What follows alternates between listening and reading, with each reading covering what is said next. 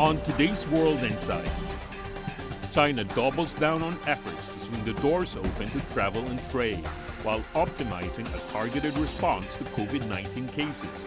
How well has it worked out so far? How can China work with the global community to better prepare for pandemics? The thing is that we need to enhance the educational programs, because I realize that many of the individuals do not fully understand the COVID-19, the virus.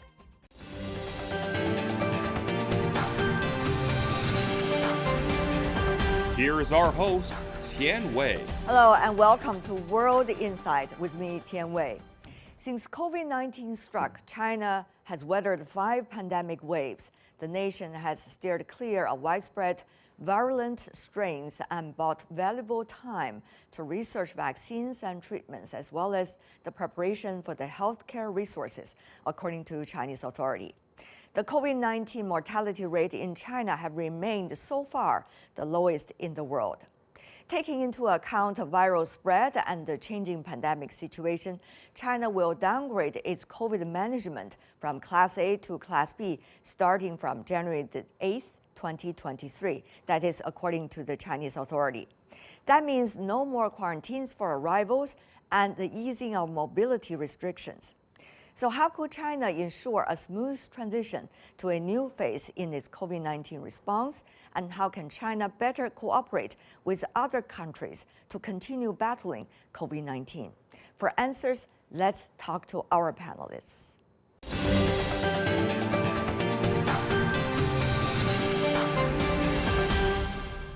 For more on the latest discussion related to COVID-19, we are joined by Dr. Kate Tulenko, founder and CEO of Corvus Health, Dr. Yang Hongjun, co-director of the Precision Medicine Professional Committee with Chinese Society of Biotechnology. He's now based in the U.S. Dr. Wu Zhiwei, director of the Center for Public Health Research with the Medical School of Nanjing University in China. Ladies and gentlemen, welcome to the program. Certainly, we have already seen signs of China already trying to shift from Class A to Class B in terms of regarding COVID-19, from pandemic to epidemic. Now, Dr. Wu, from your perspective, how do you see China as a country at different parts have been faced up to the challenges of the latest Omicron wave? It was a tremendous challenge in the very beginning, particularly for the hospitals, pharmacies, and the general population as well. I think initially what people really facing a huge problem was that there was a panic buy of basic medicines like fever medicines, and also mucus clearance and the face mask, thermometers, whatever you could even, those are minor stuff. If you step into a pharmacy, often you're told that it's run out of stock. So I think this brings a problem that when people catch the COVID-19 infection, many of them flock into the hospital fever clinics, and many of them actually are basically do not need to go to hospitals. So initially in the hospital, they were completely overwhelmed by this huge number of patients. The other thing is that because the COVID-19 used to be under the Class A management, so the clinical procedures, admission standards are very different. So the hospital were basically caught off guard, and they have to quickly revise the whole procedure and admission standards to accommodate the new classification. So if you look at the hospital, initial few weeks, it was quite chaotic. But now you can see that they actually have quite standard procedures, and the situation is much, much better. So I think it's critical that people do understand when they need to go to the hospital, when they simply could take some medicine, stay at home. it seems that the medical workers in China are going all their way out in order to provide the service as much as they can on an individual basis, whether it's individual workers or individual hospitals, it seems. Dr. Tulenko, go to you. Observing from afar, how do you see this transition in China? I think we need to be very careful moving into the Chinese New Year. And I think that China is going to need to put some restrictions during that time, because if we have the current management and the current set of rules during that period, and you have a large movement of people, I think that we could see really an explosion of new cases. So I definitely would recommend the government, putting restrictions on the number of people that could gather, for dinners or banquets. Because it's going to be a big challenge. We're seeing new, more infectious variants coming out, like the XBB, and we're seeing a lot more breakthrough infections. In fact, these variants, the existing monoclonal antibody treatments aren't effective against it. And of course, but people who've been vaccinated are less likely to get sick and less likely to be hospitalized, but they still get the infection. When you say XBB, you mean XBB and XBB 1.5 in the US or in other parts of the world? But it's rapidly expanding. Just to give the example, in the US, in 1 week, it went from about 14% to 40% of the cases. And with, increasing, flying and people moving around, I expect it to be in China and elsewhere very soon. And also when it comes to festival travel rush, of course, this can be comparable, the upcoming Spring Festival, to the Western Christmas season, holiday New Year season. So how do you see these factors going to play their roles in the future challenges of prevention and control, even though it has been adjusted from Category A to Category B? It's not only the China, I think over the whole world, all facing the second wave of COVID-19 challenges. What I mean is, first of all, the Omicron came out last year in the middle, June and July. And that time, it have a certain surge there. However, the severity is not as much as right now. That's what I mean, the second wave, because this XBB is different from the original BA2 sequence. So that now this new variant has very, very, very unique features there. Transmission will very fast, and they have very strong binding capability with the ACE2 in our human body cells. So it's very difficult to have the, even you develop the new vaccine, you cannot develop it so quick. And also plus you have to have the clinical trial. Right now in US, it's, as Katie mentioned, that just 1 week from the 14% of the case surge to the 40. Yes, infection rate high. 1.4 to the 40%, just 1 week. Dr. Wu, go to you. On that, there are ways that we can help the public to prevent and control the danger of Omicron. But one of the most important things is therapeutic treatment. That's what people have been talking about a lot. Paxlovid in some cities, for example, in the city of Shanghai, could be widely available now. In the city of Beijing, community hospital workers are being trained as to how to prescribe Paxlovid. However, in other parts of China, we have not seen much public information regarding how that is likely to be used and how much available the medicine is to the public. Now, as a researcher in the field, how much do you know about the availability and the function so far in the Chinese market?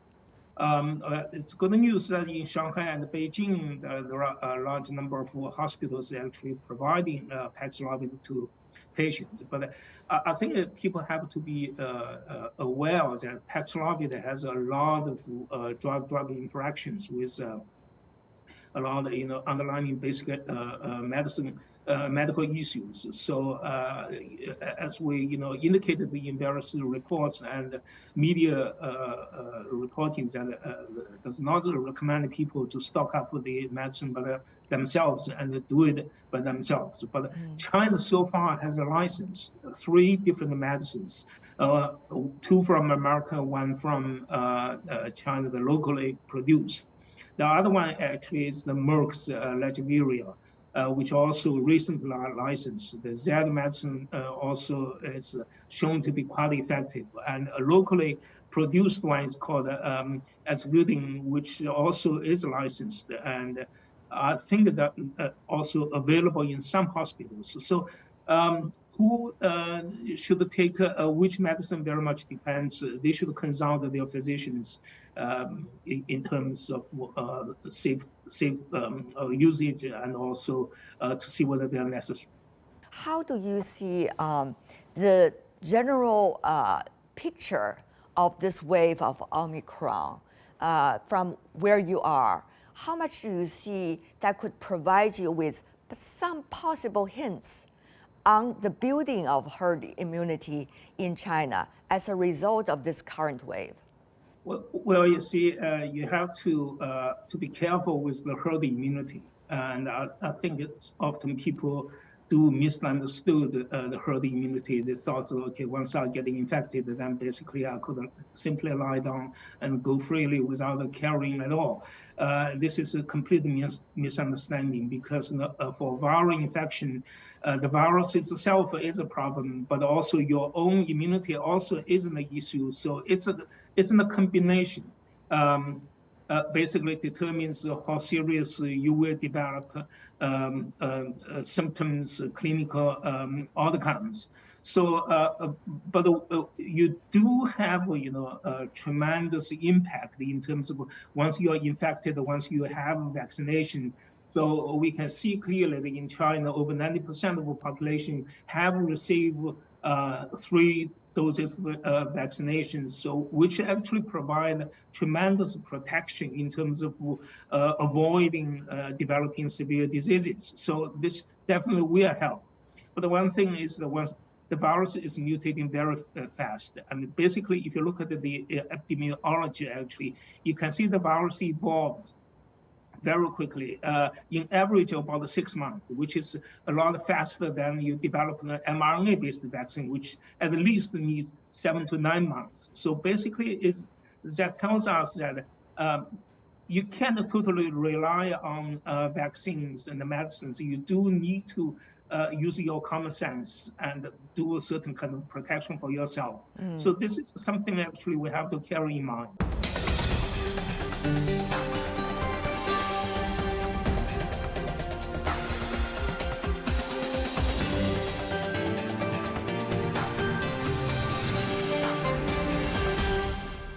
As we are facing ever updated global situation of Omicron, not to mention COVID-19, how much further thoughts should we give to the shift we have seen?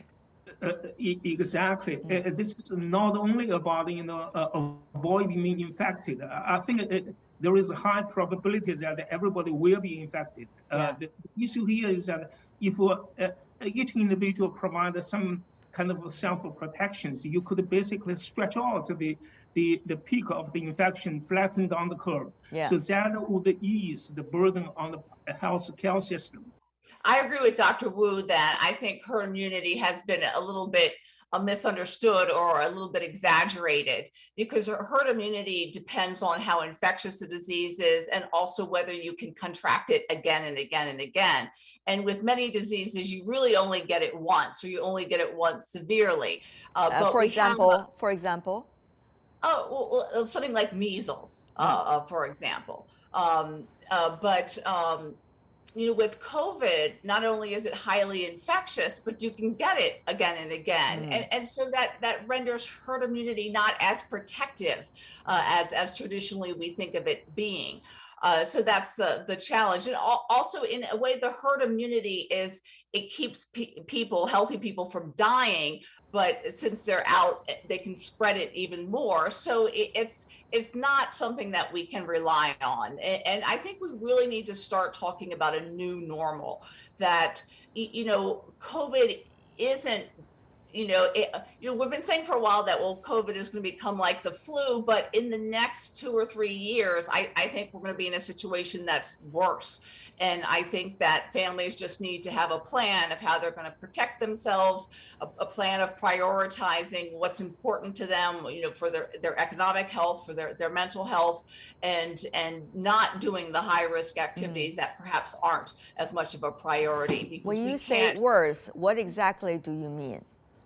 I mean, worse than the flu, that in regular flu cycles, you get your vaccine and you're pretty much protected and it's not a problem. But I think with COVID, even if people are vaccinated, the virus is evolving so rapidly, as Dr. Wu said, that there isn't as much protection provided by the vaccines. And also, COVID is more infectious than the flu. So we're not getting the type of protection that we have in the flu. So we need to behave a little bit differently. We need to protect ourselves more, and we need to protect our family members and our community more. XBB 1.5 is very tricky. Usually they can have the called immunity escape. So that time, even you have the vaccinated, and even you have these neutralized antibody, but they still doesn't work very well. So that's a very possible you can have second infection or that case. So that's, I think, like the Dr. Wu said, right now, for these kind of serious virus and a pandemic, and you only the way you consider is two sides. One is how do you stop the spread of that virus. Second is how to cure these infected people. So that's the two sides you need to balance and you need to consider.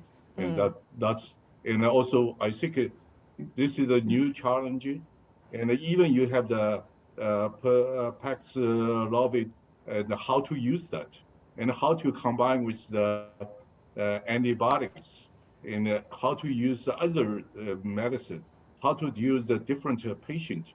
Some is have the diabetes, some is pregnant woman. All these is different. All these need to be educated. We have to be responsible for our own health, and at the same time take care of our loved ones close by. So that's a responsibility for everyone. Having said that, though, Dr. Wu, I would love to go back to you and discuss a little bit more about the shift we have seen, Dr. Wu, in China over the past few weeks. How do you see different levels, whether it is public health or public administration, the communities, as well as researchers and the national policy level are shifting their gear from so-called Class A to Class B, are shifting their gear from pandemic to epidemic? What should be play a bigger role as we continue our fight against Omicron? Dr. Wu. I think that shifting is very critical. Basically, by shifting from Class A to Class B, either the prevention, intervention, the duty actually were basically given to the hospitals, to the individuals, and also to the communities as well. I think this is very critical. Our experience in the past 3 years of dealing with COVID-19 is that for the first 2 years, we had a tremendous success. We control the the infection curve will flatten down it and reduce the death of COVID-19. But once we had Omicron, the entire situation changed because the virus is so contagious you can't really clear it. But the infection is a reality. People starting to realize that the virus is likely to stay with us. So I think this shifting is very critical. Once the shift happens, I think the local community, individuals play a very critical role. The thing is that we need to enhance the educational programs, because I realize that many of the individuals do not fully understand COVID-19, the virus, how it is transmitted, what kind of diseases it would cause, what kind of medicine intervention approach people should take. I think this is something actually we need to expedite. We need to encourage the community to reach, to penetrate every layer of the community, let people understand. So this is very important. It's the public health education. And if we're ready to live with the virus, you need all those information adequately disseminated, delivered to individuals and family, and they could deal it by themselves. Over the past few years, Dr. Tulenko, you and I, together with many of our panelists today, have been discussing how to provide a fair and a sufficient space for public health experts to spread the information, the right information, the closest to truth information to the public. But we have seen some voices have been silenced as a result of some harsh, harmful, and ill-oriented debates in the societies in different parts of the world. How much do you see that others could do in terms of governance to make sure that these voices will be heard once again, loud and clear? Yes, that's been a big challenge globally. Just to use the example of the US, you've had quite a number of public health officials resign because their homes have been picketed. They've had, threats against their lives, threats against their families because of recommendations that they've made about masking or about closing schools. So it's a challenge. And as usual, all over the world, legislation takes a while to catch up to reality. We just saw actually this week, a New York State passed a law about fraud related to COVID and other emergencies, and making it easier for people to report fraud and increasing the penalties for fraud. And as far as protecting, public health practitioners, it's really very difficult because, they are by definition public figures.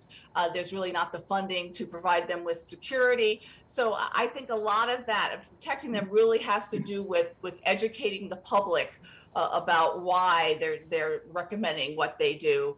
But it is something that I think we will continue to struggle with. And this in the US is happening at a time even before COVID that we had a severe shortage of public health practitioners. So all that's happening now is just aggravating that shortage.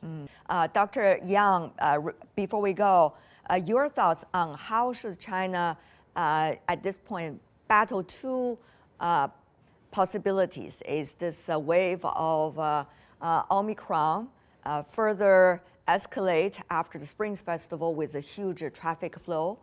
The other is to avoid a simultaneous round of XBB and XBB 1.5 that are now challenging other parts of the world, for example, North America.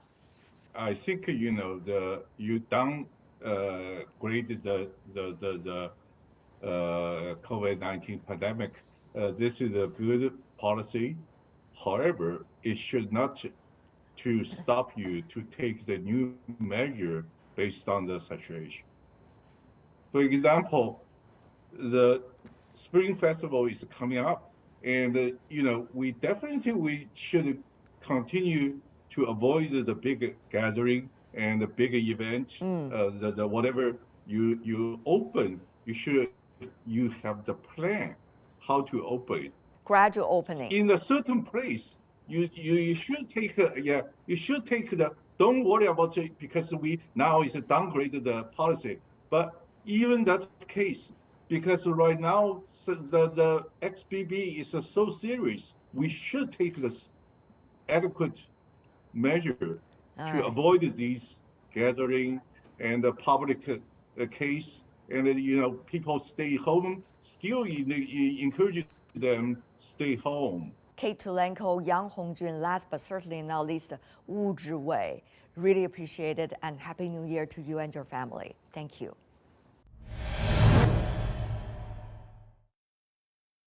And that's all the time we have for today. If you'd like to know more, search World Insight or check out our YouTube channel. Follow us on Twitter and Facebook. I'm Tian Wei on behalf of the team.